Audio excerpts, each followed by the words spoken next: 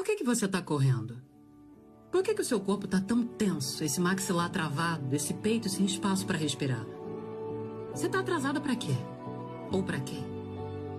Você sente que precisa chegar primeiro, chegar antes, chegar logo. Mas no fundo, você nem sabe para onde você está indo.